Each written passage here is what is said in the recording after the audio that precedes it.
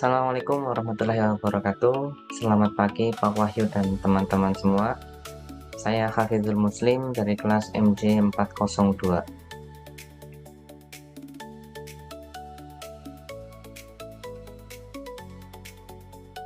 Baik, pada kesempatan kali ini saya akan mempresentasikan analisis mengenai kasus raibnya deposito senilai 110 miliar rupiah di BNI Makassar.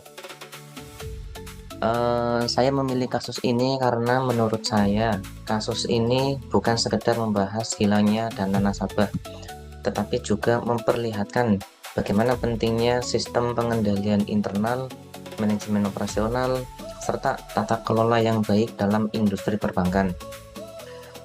Melalui studi kasus ini, saya akan menghubungkan fakta-fakta yang terjadi di lapangan dengan konsep yang telah dipelajari pada mata kuliah manajemen perbankan.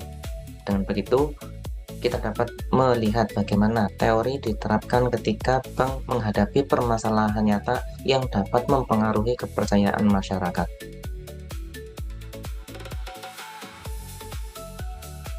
Ya, kasus ini bermula pada tahun 2021 ketika beberapa nasabah BNI cabang Makassar melaporkan bahwa dana deposito yang mereka miliki tidak dapat dicairkan. Tentu saja kondisi ini menimbulkan pertanyaan karena pada dasarnya deposito merupakan produk simpanan yang memiliki bukti kepemilikan dan seharusnya tercatat dengan baik dalam sistem bank. Nah, setelah dilakukan penelusuran, muncul dugaan bahwa nilai kerugian nasabah total mencapai sekitar 110 miliar rupiah. Angka tersebut tentu bukanlah jumlah yang kecil, sehingga kasus ini langsung menjadi perhatian masyarakat dan aparat penegak hukum. Selain itu, penyelidikan juga menemukan adanya dugaan pemalsuan beberapa bilet deposito. Salah satu pegawai bank kemudian ditetapkan sebagai tersangka. Namun, para nasabah beranggapan bahwa kemungkinan kasus ini tidak hanya dilakukan atau melibatkan hanya satu orang, tapi muncul dugaan adanya keterlibatan pihak lain. Dari gambaran awal ini saja, kita sudah bisa melihat bahwa persoalan yang terjadi bukan hanya tentang hilangnya dana, tetapi juga menyangkut kepercayaan nasabah terhadap sistem pengelolaan dana di bank.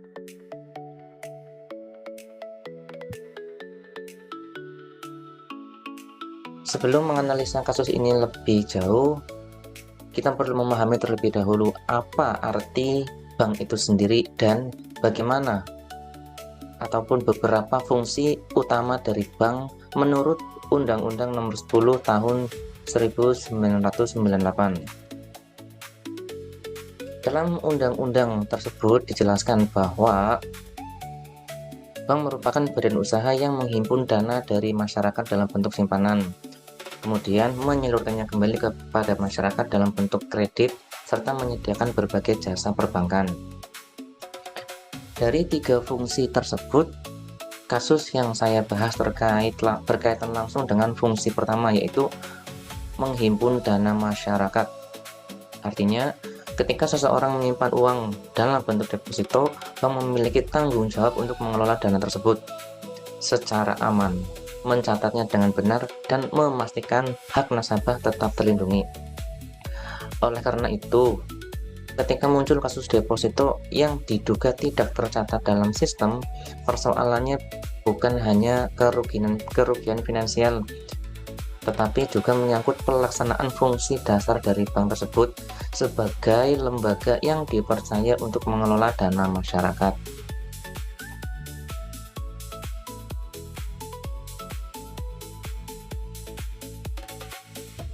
Ya, deposito merupakan salah satu sumber dana pihak ketiga atau DPK yang sangat penting bagi bank.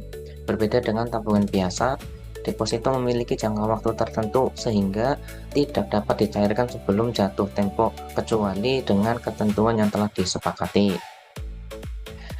Selain itu, nasabah juga memperoleh bunga sebagai imbal hasil, dan setiap deposito dibuktikan dengan adanya bilet deposito sebagai bukti kepemilikan. Dana pihak ketiga perbankan Indonesia sebagian besar berasal dari giro, tabungan, dan deposito. Nah, karena memiliki bukti kepemilikan yang jelas, muncul pertanyaan besar dalam kasus BNI Makassar ini. Bagaimana mungkin nasabah yang memegang bilet deposito tetapi data tersebut diduga tidak tercatat dalam sistem bank? Pertanyaan ini kemudian menjadi awal munculnya dugaan adanya kelemahan dalam pengendalian internal maupun dugaan fraud.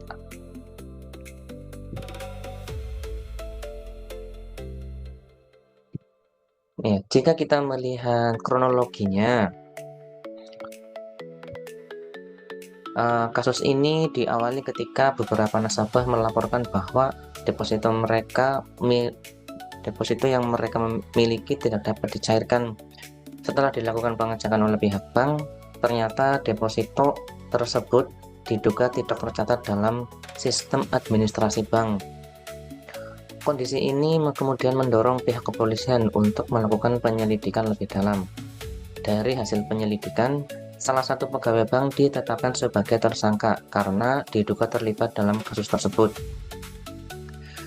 Namun, kasus ini tidak berhenti sampai di situ. Beberapa nasabah menduga masih ada kemungkinan keterlibatan dari pihak lain, sehingga proses hukum dan investigasi terus berlanjut. Dari kronologi ini dapat dipahami bahwa masalah yang muncul bukan hanya berasal dari tindakan individu, tapi juga mengindikasikan adanya kelemahan dalam sistem pengawasan yang seharusnya mampu mendeteksi penyimpangan sejak awal.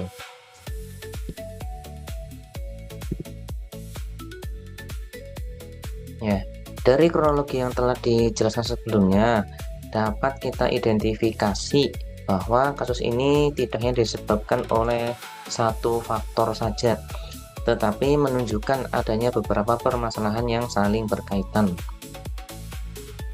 Nah, permasalahan pertama adalah adanya dugaan pemalsuan dokumen deposito. Hal ini menunjukkan bukti bahwa kepemilikan yang seharusnya memberikan kepastian hukum kepada nasabah justru diduga telah disalahgunakan.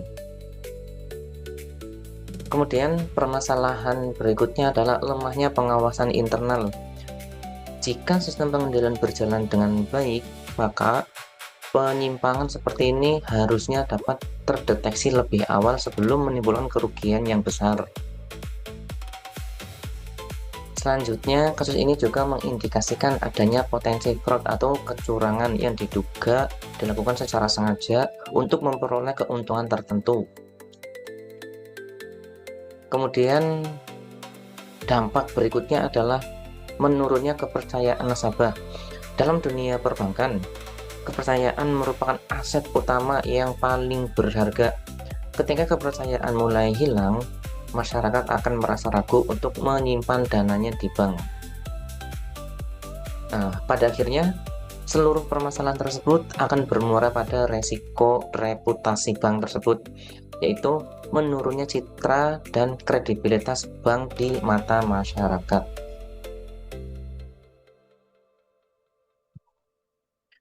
Jika kita kaitkan dengan teori manajemen risiko perbankan, kasus ini termasuk dalam risiko operasional.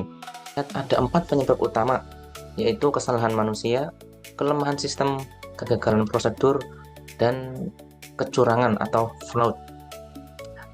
Keempat faktor ini sebenarnya saling berhubungan dan dapat memicu kerugian apabila tidak dikendalikan dengan baik. Dalam kasus BNI cabang Makassar ini, dugaan kecurangan atau dugaan fraud memang menjadi penyebab utama yang banyak disoroti. Namun, menurut saya persoalan ini tidak hanya berhenti pada tindakan individu. Jika sistem pengendalian dan prosedur pengawasan berjalan dengan baik dan efektif, penyimpangan seperti ini seharusnya dapat dideteksi lebih cepat sehingga tidak berkembang menjadi kasus dengan nilai kerugian yang sangat besar.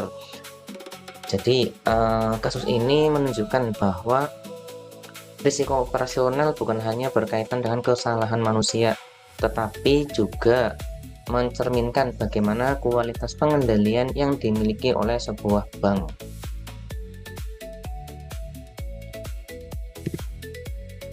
Ya, setelah memahami resiko operasional, selanjutnya kita perlu mengetahui apa sih yang dimaksud dengan fraud atau kecurangan tersebut. Ya, fraud atau kecurangan adalah tindakan penipuan yang dilakukan secara sengaja untuk memperoleh keuntungan pribadi dengan cara melanggar sebuah aturan. Menurut Association of Certified Fraud Examiners atau ACFE, fraud internal masih menjadi salah satu penyebab utama kerugian yang dialami banyak organisasi, termasuk di sektor perbankan. Hal ini menunjukkan bahwa ancaman fraud tidak hanya berasal dari pihak luar, tetapi juga muncul dari dalam organisasi itu sendiri. Ya, pada slide ini terdapat beberapa bentuk fraud yang sering terjadi, seperti pemalsuan dokumen, manipulasi data, penyalahgunaan jabatan, dan penggelapan dana. Jika kita hubungkan dengan kasus BNI Makassar ini, dugaan pemalsuan bilet deposito mengarah pada bentuk fraud berupa pemalsuan dokumen dan kemungkinan penyalahgunaan wewenang. Dari sini dapat kita pahami bahwa fraud bukan hanya sekedar tindakan individu yang melanggar hukum, tetapi juga menjadi ancaman serius bagi operasional bank karena dapat menimbulkan kerugian finansial, merusak reputasi, dan menurunkan kepercayaan masyarakat.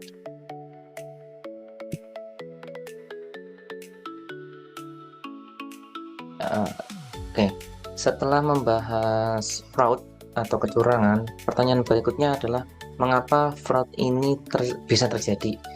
Salah satu jawabannya terletak pada pengendalian internal yang belum berjalan secara optimal. Pengendalian internal merupakan serangkaian kebijakan dan prosedur yang dirancang untuk memastikan seluruh aktivitas bank berjalan sesuai aturan, sehingga aset bank terlindungi, serta risiko penyimpangan dapat dicegah atau terdeteksi sejak dini. Dalam kasus ini terdapat beberapa fungsi pengendalian internal yang seharusnya berjalan dengan baik. Yang pertama adalah memverifikasi keaslian bilet deposito sehingga setiap dokumen yang diterbitkan benar-benar sah dan tercatat. Yang kedua, memastikan seluruh transaksi masuk ke dalam sistem bank sehingga tidak ada transaksi yang beredar di luar pencatatan resmi bank. Ketiga, melakukan audit secara berkala untuk menemukan potensi penyimpangan lebih awal. Kemudian yang terakhir, mencegah penyalahgunaan wewenang melalui pengawasan yang berlapis. Nah, dari analisa tersebut, saya melihat bahwa kasus ini bukan hanya menunjukkan adanya dugaan tindakan kecurangan, tetapi juga menjadi gambaran bahwa sistem pengendalian internal perlu terus diperkuat agar kejadian serupa tidak terulang lagi.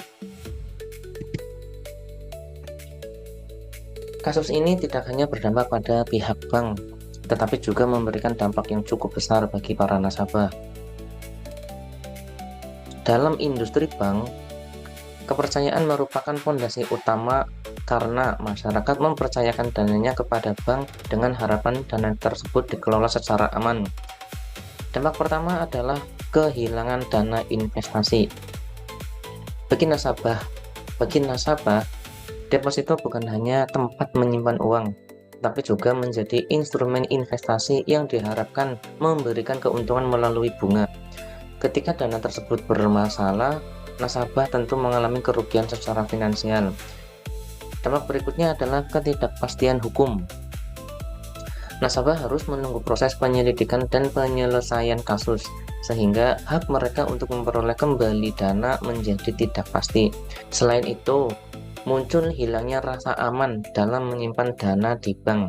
Kondisi ini kemudian berpengaruh pada menurunnya kepercayaan masyarakat terhadap lembaga perbankan. Oleh karena itu, dapat disimpulkan bahwa dampak kasus ini tidak hanya dirasakan oleh korban secara langsung, tetapi juga berpotensi mempengaruhi tingkat kepercayaan publik terhadap industri bank tersebut. Selain berdampak pada nasabah, kasus ini juga memberikan dampak yang cukup besar bagi pihak bank. Dalam kasus industri perbankan, kerugian tidak selalu diukur dari sisi finansial, tetapi juga dari tingkat kepercayaan masyarakat terhadap bank tersebut. Dampak pertama adalah resiko reputasi. Ketika sebuah kasus menjadi perhatian publik, citra bank dapat menurun meskipun proses hukum masih berlangsung. Reputasi yang telah dibangun selama bertahun-tahun bisa berdampak besar oleh satu kasus yang menyita perhatian masyarakat. Dampak berikutnya adalah menurunnya kepercayaan publik. Jika masyarakat mulai meragukan keamanan dana yang mereka simpan di bank, mereka dapat memilih memindahkan dananya ke bank lain. Hal ini tentu dapat mempengaruhi kemampuan bank dalam menghimpun dana dari masyarakat. Selain itu, bank juga harus menanggung biaya investasi dan proses litigasi, baik untuk mendukung penyelidikan maupun menyelesaikan berbagai proses hukum yang berkaitan dengan kasus tersebut. Terakhir, kasus seperti ini biasanya akan diikuti dengan pengawasan regulator yang lebih ketat. Tujuannya adalah untuk memastikan bahwa kelemahan yang terjadi dapat segera diperbaiki dan tidak terulang lagi.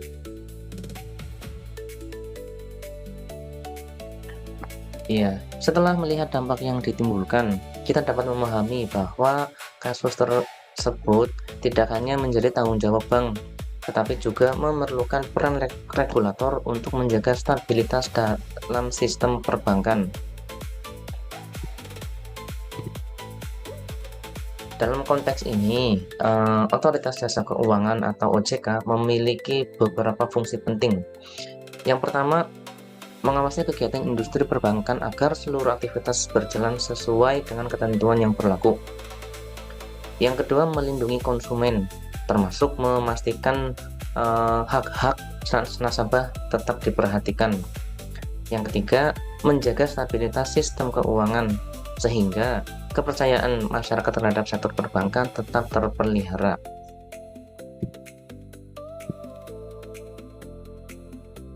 Selain pengawasan dari OJK sebagai regulator, setiap bank juga harus menerapkan prinsip good corporate governance, yaitu transparansi, akuntabilitas, tanggung jawab, independensi, dan kewajaran atau fairness.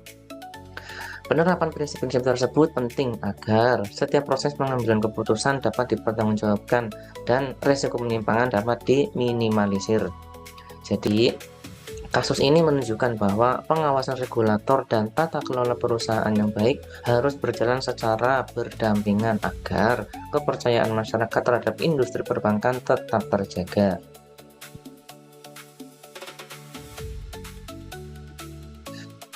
Setelah menganalisa penyebab dan dampaknya, langkah berikutnya adalah mencari solusi agar kasus serupa tidak terulang kembali. Solusi yang pertama adalah memperkuat sistem pengendalian internal.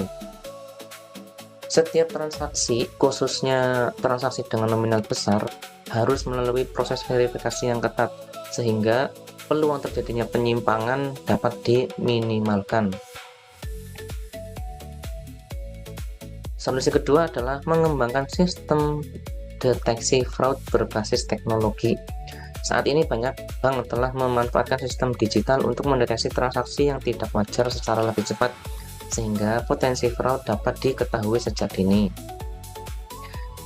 Selanjutnya, bank juga perlu melakukan audit secara rutin.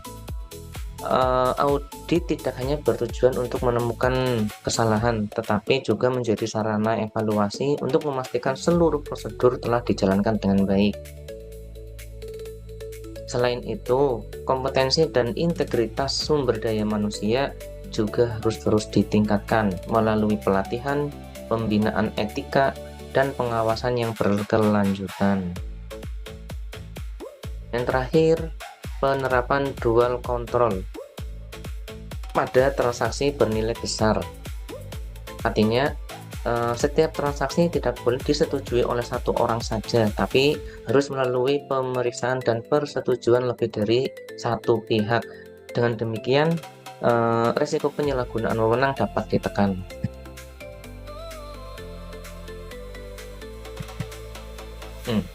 Sebagai penutup, ada beberapa pelajaran penting yang dapat kita ambil dari kasus ini. Yang pertama, kepercayaan merupakan aset yang paling berharga dalam industri perbankan. Tanpa kepercayaan, fungsi bank sebagai lembaga penghimpun dana tidak akan berjalan dengan baik. Yang kedua, pengelolaan deposito harus dilakukan secara transparan dan didukung oleh sistem pencatatan yang akurat. Dengan begitu, hak nasabah dapat terlindungi dan setiap transaksi dapat dipertanggungjawabkan. Yang ketiga, pengawasan internal harus menjadi prioritas utama. Pengendalian yang kuat mampu mendeteksi penyimpangan lebih awal sehingga risiko kerugian dapat diminimalisir. Yang keempat, setiap bank perlu menerapkan manajemen risiko secara konsisten karena risiko operasional tidak hanya berasal dari kesalahan sistem, tetapi juga dapat dipicu oleh faktor manusia dan tindakan fraud. Terakhir, pengurusan harus, dalam hal ini adalah bank, harus menerapkan tata kelola yang baik secara konsisten agar tidak muncul masalah di luar pengawasan. Berdasarkan seluruh pembahasan yang telah saya sampaikan, dapat disimpulkan bahwa kasus hilangnya deposito di Bank BNI Cabang Makassar ini memberikan pelajaran penting mengenai pentingnya manajemen dana bank, pengendalian internal, manajemen risiko